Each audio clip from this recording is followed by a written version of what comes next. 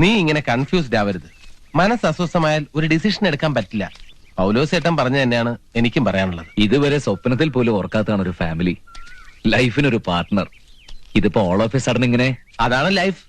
All of A sudden ആയിരിക്കും നമ്മൾ ഒട്ടും പ്രതീക്ഷിക്കാത്ത കാര്യങ്ങൾ നടക്കുക. ഉദാഹരണത്തിന് ജീവൻ,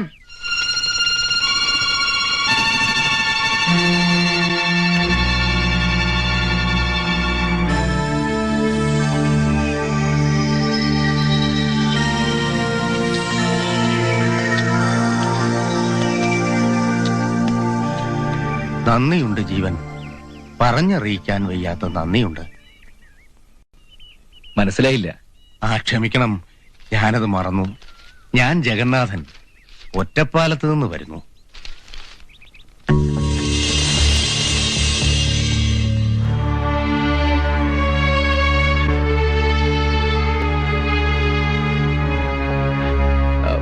ഹേമ മരുമകളാ, എന്റെ ഉടപ്പിറന്നോളുടെ മകൾ.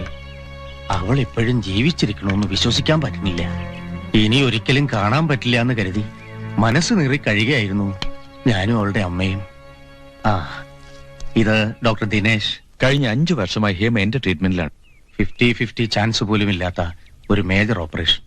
അതേ ഇനി ചെയ്യാനുള്ളൂ. മനസ്സുണ്ടായിട്ടല്ല, അവസാന രക്ഷാമാർഗം വരെ എന്റെ കുട്ടിക്ക് വേണ്ടി നോക്കി എന്നൊരാശ്വാസത്തിന്.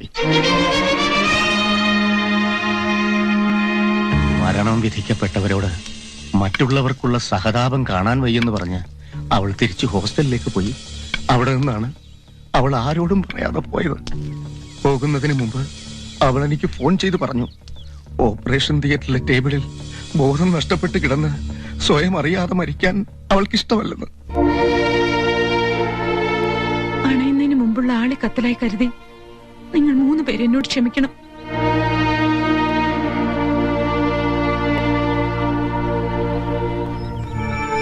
മരണദിവസം കാത്തു കഴിയുന്ന ഒരു രോഗിയാണ് മകളെന്ന് അറിഞ്ഞത് മുതൽ അവളുടെ അമ്മ, എന്റെ പെങ്ങൾ, കിടപ്പിലായതാണ്. മോള് പോയ കാര്യം അവളെ അറിയിച്ചിട്ടില്ല. 2 ദുരന്തങ്ങൾ താങ്ങാൻ എനിക്ക് കെൽപ്പില്ല കുട്ടി. സോമരസാലെ, അവൾ ഞങ്ങളുടെ കൂടെ വരില്ല ജീവൻ. ബലം പ്രയോഗിച്ച് കൊണ്ടുപോകാനും പറ്റില്ല. അവൾ അറിയാതെ എനിക്ക് അവളെ കൊണ്ടുപോകണം. അതിന് ജീവൻ എന്നെ ഒന്ന് സഹായിക്കണം.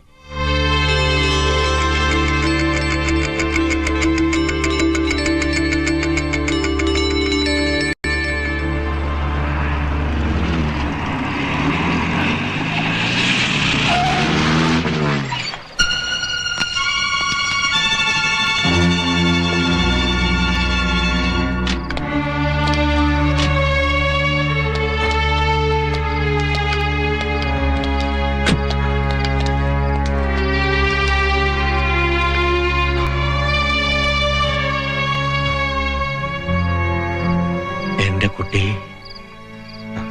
വരൂ.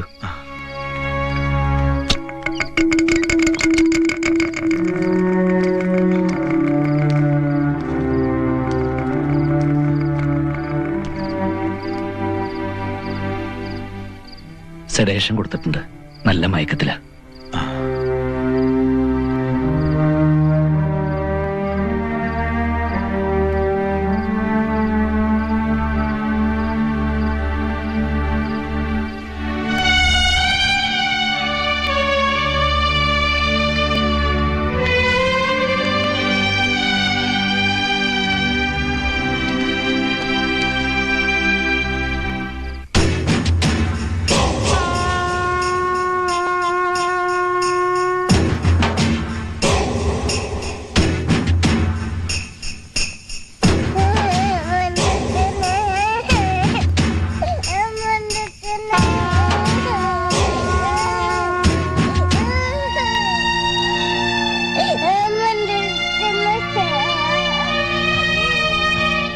കുഞ്ഞിനെ തിരിച്ചു കിട്ടിയെന്നുള്ള ആശ്വാസം മാത്രമേ എനിക്കുള്ളൂ.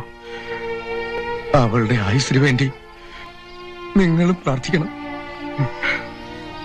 വരട്ടെ ജീവൻ.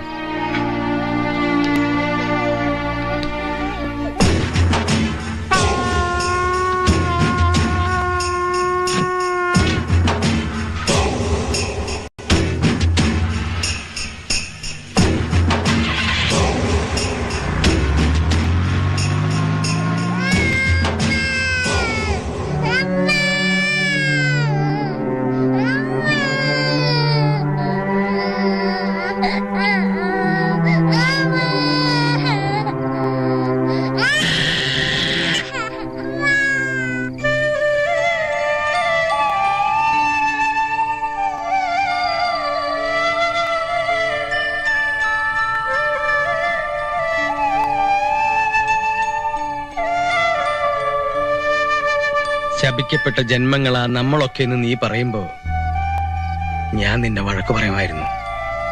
ഇപ്പൊ അത് സത്യാണെന്ന് തോന്നുന്നു. അറിയാതെയാണെങ്കിലും പാവം ആ കുട്ടിയെ ഒരുപാട് ഉപദ്രവിച്ചു. നമ്മളോട് അടുക്കുന്നവർക്കൊക്കെ ദൈവം കൊടുക്കുന്നത് ദുരന്തങ്ങളാ.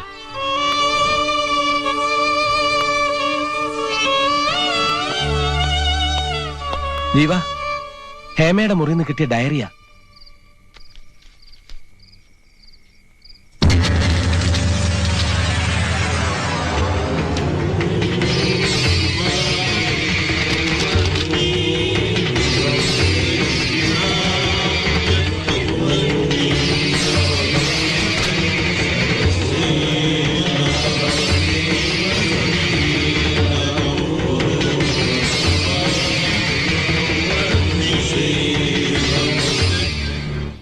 ആരോടൊന്നും പറയാതെ അന്ന് ഞാൻ ഹോസ്റ്റലിൽ നിന്നിറങ്ങി.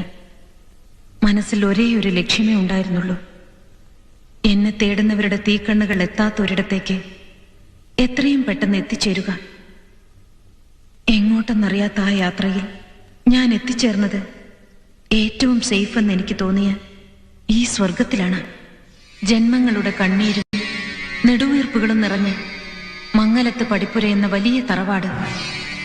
ജനിക്കുന്ന പെൺകുട്ടികൾ ജീവിതാവസാനം വരെ നിത്യകന്യകളായി മനസ്സിലെ മോഹങ്ങളും ജീവിതത്തിലെ വർണ്ണങ്ങളും പാരമ്പര്യത്തിനു വേണ്ടി ഹോമിച്ച് തറവാട്ടിലെ പരദേവതയുടെ സ്വരൂപമായി ജീവിക്കണം. അങ്ങനെ ഇരിക്കെ ഒരു നാൾ കോളേജ് ലൈഫിന്റെ വർണ്ണലോകത്തിൽ പഠിച്ചും പറന്നും നടന്ന എന്റെ ജീവിതത്തിലേക്ക് മംഗലത്ത് തറവാട്ടിൽ ജനിച്ചതുകൊണ്ട് മാത്രം അനിവാര്യമായ ആ വിധി വന്നു വീണു.